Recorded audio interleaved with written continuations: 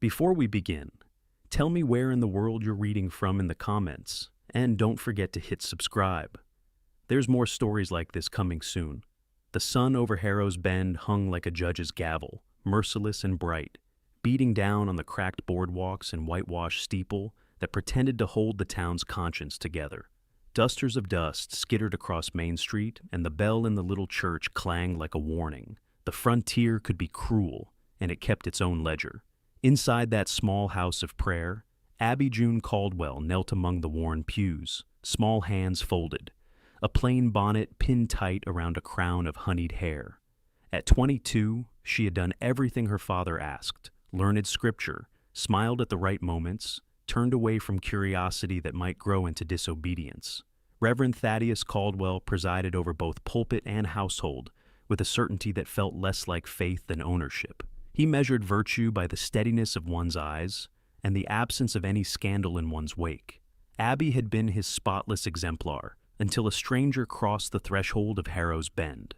He rode like he belonged to the land itself, large, quiet, and unbothered by the world's rules. The man's horse threw up a spray of dust as he eased to a stop outside the general store, and through the tall church window, Abby saw him for the first time, broad-shouldered and weather-browned, hat low, a welt of shadow hiding his expression. Even at a glance, something in the pit of her stomach tightened. The sight of him made her breath shallow, as if she had been running up a hill. He was older, sure, with hands that spoke of a long life outdoors and a body in which restraint would be hard to find. Wyatt Granger dismounted with the economy of a man whose life depended on every careful motion. He meant nothing by the church at first. He meant to buy feed, to inspect grazing land 10 miles out, and to be on his way. But his gaze snagged on a pale figure kneeling within the sanctuary, and in that instant, the ride through another small town became a reckoning. There was something about the way she looked up and the flush that came to her face, something disarmingly human, that struck him in a way no empty valley ever had. He felt, for the first time in many years, the peculiar, dangerous tightening of wanting. Their eyes caught across the glass, and both of them felt the world tip. Abby saw a pair of whiskey-brown eyes that looked as if they'd read every secret a woman could hide. Wyatt saw a young woman whose softness and resolve tangled together in a way that could not be unseen. He tipped his hat, a polite, roguish motion, and stepped into the store, though his every move seemed to pull the window back behind him, leaving Abby alone with the echo of those eyes. After twilight in the Caldwell house meant routine, supper, the pressing quiet. Reverend Caldwell, penning the sermon he believed would ward the congregation against moral decline. Abby moved through the motions, but her mind was not in the kitchen. It spun instead around the image of the man by the horse, that slow smile that had felt like a caress. Her breath grew hot at the memory, and shame prickled at the base of it. Old rules murmured in her bones, yet beneath the scoldings, some new feral yearning had taken root. That night she knelt beside her small bed, lips moving the familiar words. Prayer felt brittle. The language didn't bend to the ache in her. When the house settled and the world shrank to the ticking of a clock, she tested the forbidden. A timid hand slid beneath the cotton of her nightgown. It was a private defiance and a discovery. The sensations that flowed up through her were bewildering and exquisite. She imagined Wyatt's fingers, the roughness of a life lived outdoors, and somewhere between shame and awe, she surrendered to the possibility of wanting. Morning arrived with its appointed chores and the usual restraint. Abby fed the chickens, worked the garden, wiped crumbs off the table while her thoughts trudged a different path. She hoped, ridiculous, helpless hope, that Wyatt remained in Harrow's Bend. When the deep cadence of male voices rose from the churchyard, she found herself glancing toward the door with bated breath. Through a crack in the doorway she saw them, her father, rigid and mortified, and Wyatt, hat in hand, his frame filling the small room as if the building had never contained that much force before. When Wyatt spoke, his voice was soft but resolute. "Reverend Caldwell, I came to speak about your daughter. I would like your permission to court her." The Reverend's outrage cracked the air. His lips formed invectives the pews would hold for ages. Nobody accosted the house of God to propose marriage to his daughter without being swatted down first. Yet Wyatt did not smirk and slink. He met Thaddeus's fury and answered with a straightforwardness that stung. I came to ask the Father's blessing. I ride with honest intent. If you will allow it, I will court her properly." Already the town had begun to hold its collective breath. Abby felt the weight of those expectant eyes like a physical thing. Her life had been a ledger of others' wishes. For the first time, someone asked what she wanted. She saw the question spring from Wyatt's glance. "What do you want?" It was a cruel and wonderful liberty. The next words came out steadier than she felt. "I want to know him." The sentence broke the room into pieces. Reverend Caldwell's face purpled. The fury rose until it was a living thing. He denounced her, declared her disowned, and spat at the thought that she'd ever be anything but obedient. Wyatt, unbothered by the shouting, reached for Abby's hand, warm, rough, certain, and together they left the church while her father's voice fell away like distant thunder. They walked down Main Street to Wyatt's horse amidst a hum of whispers and the sharp edges of scandal. Abby felt naked under the town's gaze, but steadier, with Wyatt's hand holding hers. At the sight of the animal, she felt the enormity of what she had done and what she might become. Wyatt paused and, cupping her face gently, asked the question every leap of faith required. "Are you sure, Abby?" he murmured. "Once we leave, there's no returning to what you were." She looked at him, this stranger who had shifted something in her at first glance, and answered with the only truth that mattered. "I am sure." He swung her up into the saddle in front of him. The ride out of Harrow's Bend felt like a severing. The horse's motion pressed them close, and every jolt was an intimate punctuation. Wyatt's hand found her waist, possessive and steady. He whispered, not unkindly, "Little sparrow, you are mine." The words were a claim and a promise, and though they might have been frightening, they settled something in her. She wanted them to be true. Night fell, and they camped beneath a sky the color of old coin. Wyatt tended the horse and built the fire, while Abby watched him with a fascination she had never allowed herself. At the flicker of flame, he asked, "Tell me about you, Abby. Who are you when you're not your father's shadow?" No one had ever asked her that. Answering felt like stepping into sunlight. She admitted how she didn't know. She admitted how she'd been taught to trade her curiosity for virtue. Wyatt listened as if he'd been waiting for that confession. He spoke of Montana rangelands, of cold winters, the pride that came from building something from nothing. He said what he felt plainly. "When I saw you through that window, everything else blurred. I want you.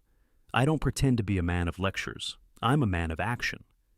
Her cheeks warmed at his candor. It was blunt and honest in a way that felt like salve.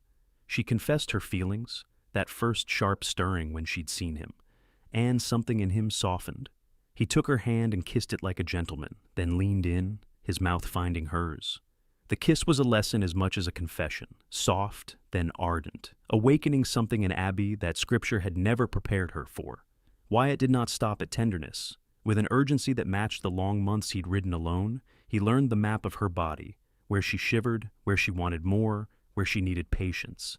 He undid buttons, eased fabric aside, and his touch sent bolts of want that confused her sense of sin with the pleasure of being seen.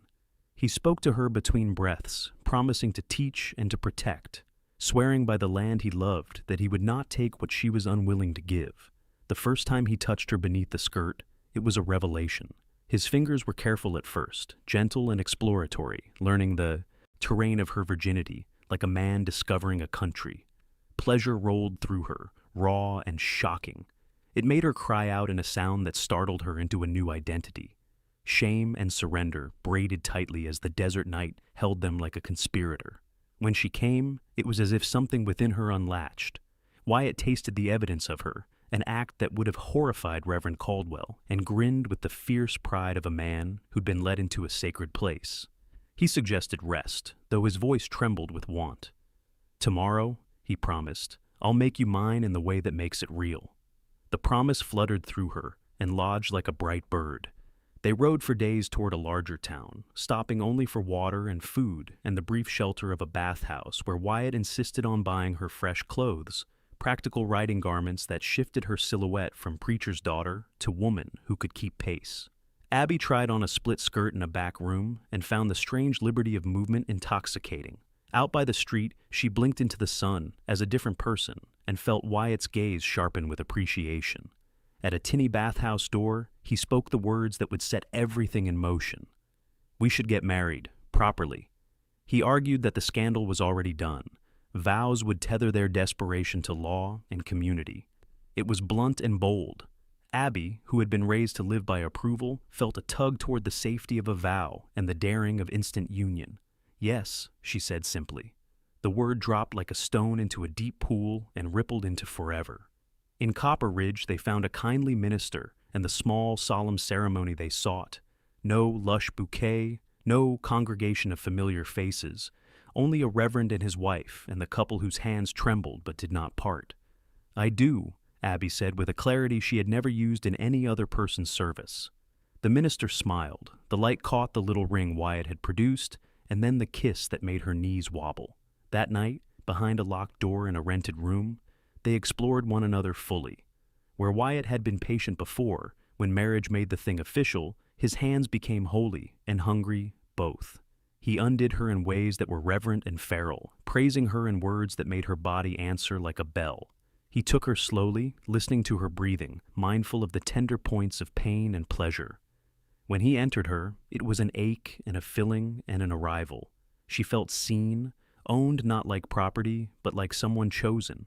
He taught her how to move with him, how to ride him, how to make her body meet his.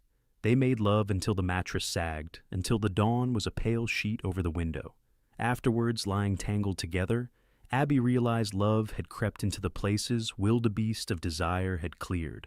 Wyatt's rough hands were gentling. His promises became tender vows. "You will be my woman," he murmured, "and I will be yours." She believed him with a faith that was not religious but rooted in muscle and midnight confessions. Traveling to Wyoming and then the wind-bent plains of Montana, Abby shed the girl who had knelt in a white-bonneted room and made a new self under open skies. She learned the tasks of a working ranch, mending, harnessing, riding with more confidence than she'd ever felt in church. The ranch hands accepted her with a gruff respect. Wyatt's men were masculine and talkative, but careful around her, calling her Mrs. Granger with a tone that blended respect and friendly irreverence. She surprised herself with the ease at which she took up tasks, stirring kettles for a crew, mending a saddle, laughing loud enough to make Wyatt grin. Winter was both brutal and kind. The long nights pressed in, and in them Abby carried a secret like a warm stone. She was carrying Wyatt's child.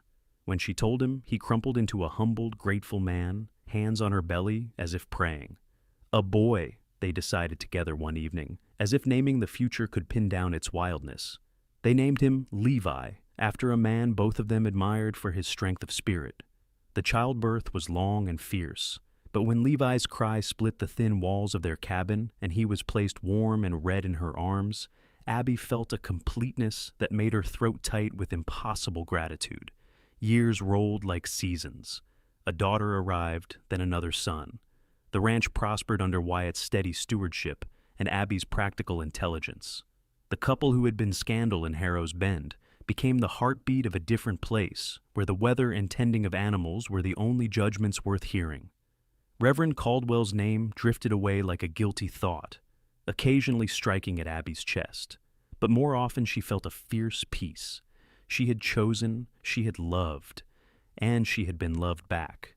Wyatt kept his promises in ways big and small. His arms shielded her in a blizzard. His voice steadied when the market turned mean. His bed was a refuge when the long workday had ground the marrow from her bones. They found that passion did not vanish with domesticity. Rather, it matured into a rich and laugh-streaked companionship that made the long days easier to face. He taught her to shoot and ride and to cuss under her breath at a stubborn mule. She taught him to slow down and to see not just the value of cattle, but the value of a quiet breakfast and a child's crooked grin. When, years later, Abby stood on the porch of their log house with Wyatt at her back and the children tumbling in the yard, Levi, a lanky boy with his father's mouth and his mother's eyes, two daughters wild with hair and cowlicks, a baby sibling asleep in a cradle, she let herself remember the tiny church window, the shake of the preacher's anger, the single line spoken that had cloven her old life. "I want to know him."